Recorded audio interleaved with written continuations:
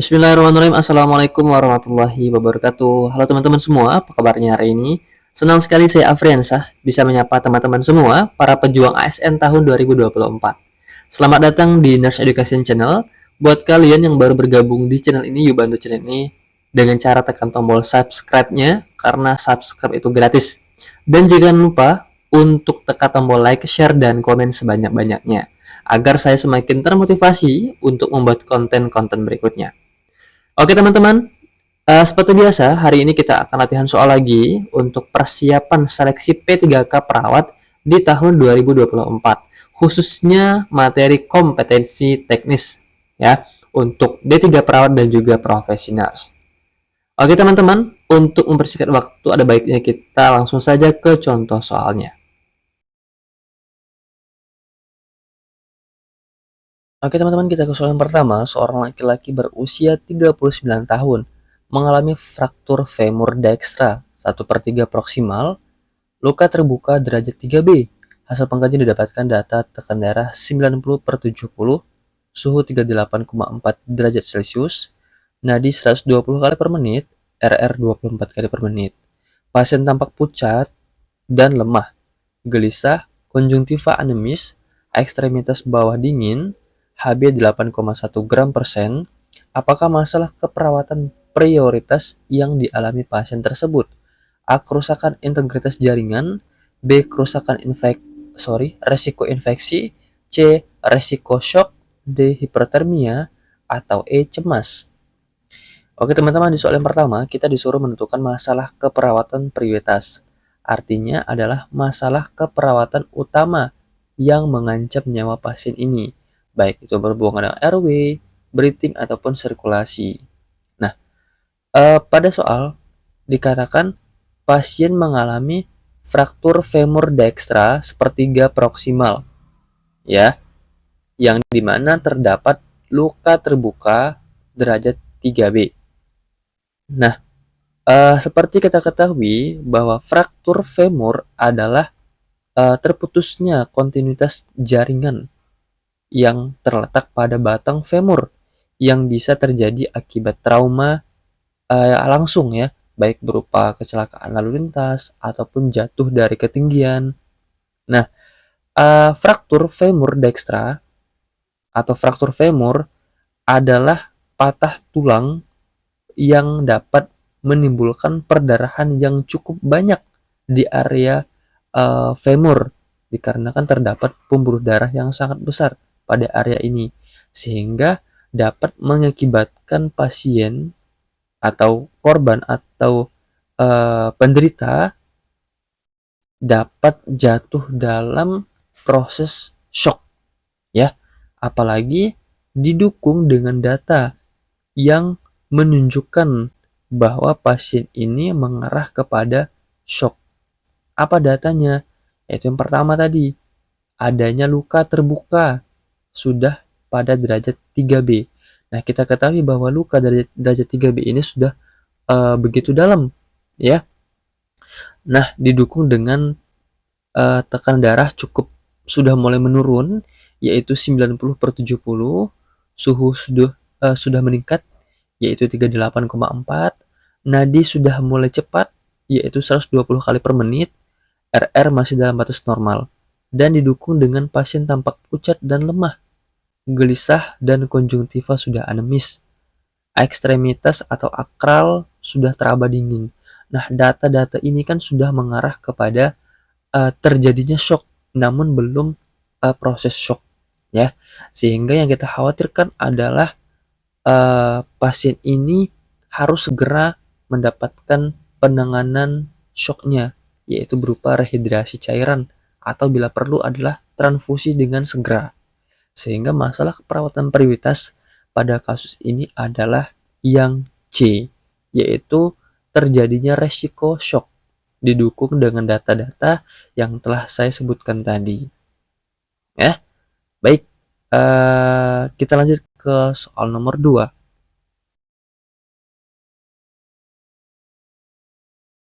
Oke, sekarang kita lanjut ke soal nomor 2. Seorang laki-laki berusia 25 tahun dirawat di ruang bedah dengan keluhan kaki tidak bisa digerakkan. Hasil MRI terdapat fraktur vertebra L4 dan lumbalis kelima. Hasil pengkajian didapatkan data ekstremitas bawah terlihat atrofi paraplegia inferior. Tekanan darah dalam batas normal yaitu 120/70, nadi 89 kali per menit, RR 20 kali per menit, dan suhu 36,5 derajat Celcius. Dan terdapat luka dekubitus pada punggung dengan luas 3 kali 2 cm derajat 2. Apakah tindakan keperawatan yang tepat untuk diagnosa keperawatan utama pada kasus di atas? A. Lakukan perawatan luka. B. Lakukan ROM. C. Monitor tanda-tanda vital setiap 4 jam. D. Bantu perawatan diri. Atau E. Kolaborasi dalam pemberian antibiotik. Oke teman-teman, di soal nomor 2, kita lagi-lagi disuruh menentukan tindakan keperawatan yang tepat ya, berhubungan dengan diagnosa atau masalah keperawatan utama. Artinya adalah tindakan prioritas. Ya, kesalahan dalam menegakkan diagnosa keperawatan utama tentu akan mengalami kesalahan juga dalam menentukan tindakan keperawatan. Sehingga teman-teman harus bisa menyimpulkan kira-kira masalah keperawatan pada sebuah kasus nantinya pada saat ujian itu apa, sehingga teman-teman tidak mengalami kesalahan dalam menentukan tindakan keperawatan. Nah, balik pada kasus ya, yang dimana pada soal dikatakan adalah seseorang ini mengalami keluhan yaitu kaki tidak bisa digerakkan ya, yang dimana adanya fraktur vertebra pada lumbalis keempat dan 5. Didukung dengan hasil pengkajian, didapatkan data ekstremitas bawah ini terlihat atrofi dan paraplegia inferior. Artinya mengalami pengecilan ya, dikarenakan mungkin ya tidak pernah digerakkan dan mengalami kelemahan pada ekstremitas bawah. Tanda-tanda vital dalam batas normal semua ya, dan terdapat luka dekubitus pada punggung dengan luas 3 kali 2 cm derajat kedua. Nah, balik pada kasus juga ya teman-teman sekalian, bahwa fraktur lumbal adalah fraktur yang terjadi pada daerah tulang belakang, yaitu pada area bawah. Yang dimana pada soal manifestasi klinisnya atau tanda dan gejalanya adalah gangguan motorik ya, gangguan motorik dan gangguan fleksi kaki dan lutut, yang dimana ditandai dengan kaki tidak bisa digerakkan dan terdapat atrofi dan paraplegia inferior. Sehingga berdasarkan kasus di atas, kita bisa menyimpulkan kira-kira masalah keperawatan utamanya ini apa, yaitu adanya gangguan mobilisasi yang terjadi pada pasien. Nah, sehingga untuk mengatasi gangguan mobilisasi tersebut, maka tentunya kita harus membantu kembalinya pergerakan dari pasien. Salah satunya dengan apa? Salah satunya adalah dengan cara pemberian range of motion atau ROM ya, yang dapat kita lakukan misalnya setiap 2 jam sekali untuk melatih pergerakan dari pasien ini, yaitu untuk mencegah atau mengobati ya terjadinya proses atrofi dan juga kelemahan dari ekstremitas bawahnya. Dan yang paling penting adalah mengurangi luas dari luka dekubitus yang telah terjadi pada pasien ini. Sehingga menurut saya jawaban yang benar adalah yang B, yaitu melakukan tindakan range of motion. Oke, opsinya A, lakukan perawatan luka. Nah, ini data yang menunjukkan dari lukanya ini adalah proses dekubitusnya ya, hanya satu data saja, sehingga tidak mendukung untuk melakukan tindakan keperawatan utama. Luka dekubitus ini terjadi dikarenakan kurangnya proses pergerakan yang terjadi pada pasien ini. Option yang C, yaitu monitor tanda-tanda vital setiap 4 jam. Nah, ini tidak sangat ya, cukup tidak penting ya, dikarenakan TTV-nya ini masih dalam batas normal ya. Option yang D, bantu perawatan diri.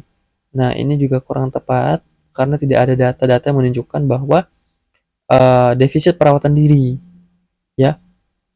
Option yang E, kolaborasi dalam pemberian antibiotik. Nah, ini juga tidak ada data menunjukkan terjadinya proses infeksi pada pasien ini. Oke, kita lanjut ke soal nomor 3.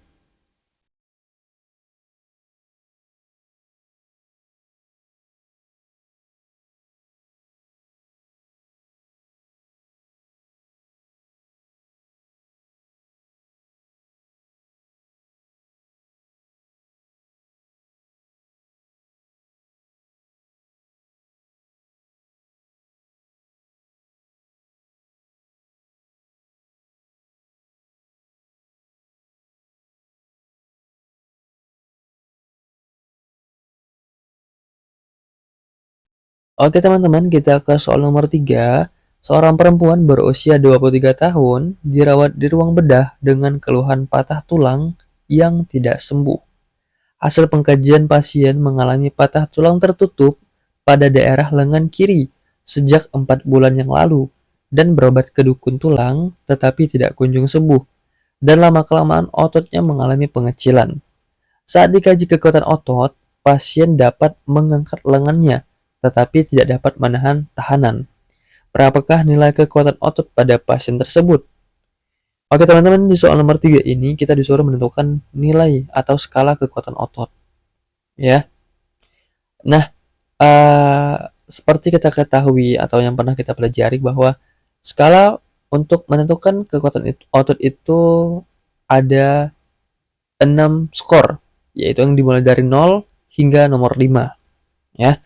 Nah, pada kasus dikatakan seseorang ini mengalami patah tulang tertutup atau close fracture ya pada daerah lengan kiri yang sudah terjadi sejak 4 bulan yang lalu. Namun dia sudah berobat ke dukun tulang dan tidak kunjung sembuh dan lama-kelamaan ototnya sudah mengalami atrofi atau pengecilan. Nah, saat dilakukan pengkajian kekuatan otot, pasien ini dapat mengangkat lengannya, namun tidak dapat menahan tahanan. Ya, pasien mampu mengangkat lengannya, namun tidak dapat menahan tahanan. Nah, kira-kira berapa skornya? Sekarang kita lihat pembahasannya. Ini merupakan skala kekuatan otot. Ya, yang pertama yaitu skor 0 jika pasien tidak mampu untuk bergerak. Skor 1 diberikan jika tampak gerakan otot tetapi tidak ada pergerakan sendi. Skor 2 jika terdapat pergerakan sendi tetapi tidak bisa melawan gravitasi. Skor 3 diberikan jika terjadinya pergerakan dapat melawan gravitasi tetapi tidak dapat menahan tahanan.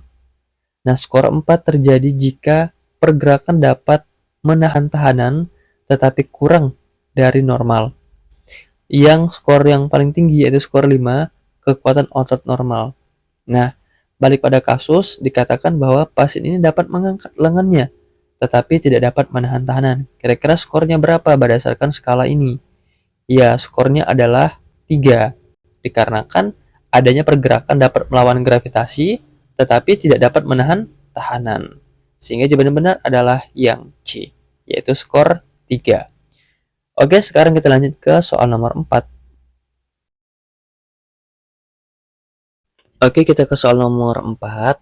Seorang perempuan berusia 20 tahun dirawat di ruang bedah pasca debridement dikarenakan terjadinya fraktur tibia fibula dextra tertutup pada hari yang kedua. Pasien terpasang backslap yang dibalut dengan elastis verban. Hasil pengkajian, pasien mengalami nyeri dan CRT jari kaki kanan lebih dari 2 detik, terasa baal, dan nadi dorsalis pedis melemah. Apa intervensi keperawatan prioritas pada kasus tersebut? A. Melakukan pijatan pada jari. B. Melakukan kompres hangat. C. Melonggarkan ikatan bidai. D. Mempersiapkan pembedahan. Atau E. Meninggikan kaki yang fraktur. Baik teman-teman, di soal nomor 4 ini kita disuruh menentukan intervensi keperawatan prioritas. Ya, lagi-lagi saya katakan bahwa untuk menentukan intervensi keperawatan prioritas, tentu kita harus mengetahui masalah keperawatan utama pada kasus itu apa.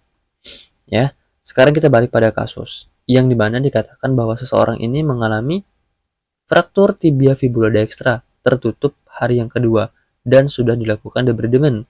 Pasien terpasang backslap yang dibalut dengan elastis verban. Nah, Dari hasil pengkajian, data yang mendukung adalah pasien ini mengeluh nyeri dan CRT jari kaki kanan lebih dari 2 detik ya, dan terasa baal dan didukung dengan nadi dorsalis pedis yang melemah.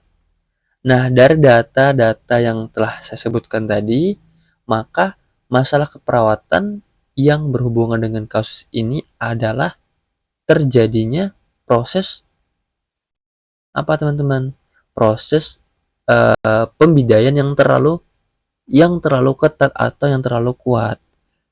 Nah, seperti kita ketahui bahwa proses pembidayaan atau prinsip pembidayaan adalah uh, menghubungkan dua sendi ya pada area yang mengalami fraktur. Nah, terdapat beberapa prinsip yang harus diketahui oleh seorang petugas atau seorang perawat sebelum dan sesudah melakukan proses pembidayaan. Apa itu? Yaitu periksa dan catat adanya gangguan vaskuler dan neurologi yang disingkat dengan PMS, yaitu pulsasi, motorik, dan sensorik. Nah, jika ketiga hal tersebut aman pada saat sebelum pembidayaan, ya, maka lanjutkan dan periksa kembali PMS tersebut pada setelah pembidayaan untuk menghindari proses yang namanya sindrom kompartemen, ya, yang dapat menyebabkan proses amputasi nantinya. Dan itu sangat bahaya sekali dan sangat merugikan pasien. Sehingga ketiga hal tersebut sangat diperhatikan sebelum dan sesudah pembidayaan. Ya. Nah, balik pada kasus. Ya, dikatakan bahwa pasien ini mengeluh nyeri dan CRT jari kaki kanan lebih dari 2 detik, terasa baal dan nadi dorsalis pedis melemah pada area yang terpasang bidai tadi, yang terpasang elastis verban. Nah, kira-kira untuk mengatasi hal tersebut, maka apa yang harus kita lakukan? Sekarang kita bedah optionnya. Yang A, melakukan pijatan pada jari. Apakah hal ini bisa membantu? Ya, saya rasa tidak. Dikarenakan melakukan pijatan pada jari hanya bertujuan memberikan rasa nyaman, namun tidak membantu masalahnya ya. Option B, memberikan kompres hangat. Nah, ini juga kurang membantu dikarenakan pemberian kompres hangat hanya dapat melebarkan pembuluh darah pada area kapiler. Option yang C, yaitu melonggarkan ikatan bidai. Nah, ini jawaban yang sangat tepat, yaitu kita melonggarkan ikatan bidai.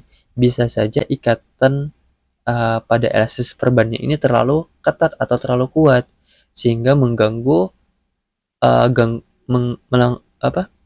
mengalami gangguan vaskuler dan neurologi yang berhubungan dengan PMS tadi. Option yang D, mempersiapkan pembedahan.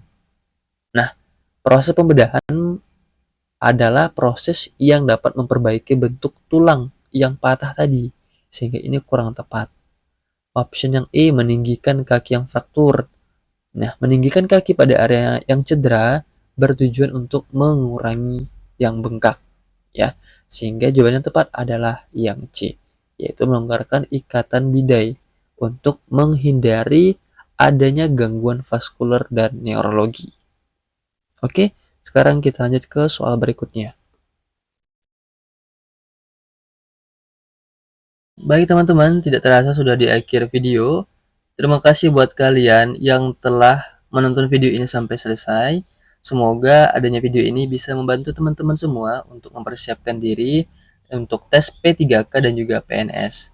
Semoga kalian bisa lulus dengan nilai yang memuaskan dan dengan pilihan penempatan masing-masing. Terima kasih. Assalamualaikum warahmatullahi wabarakatuh.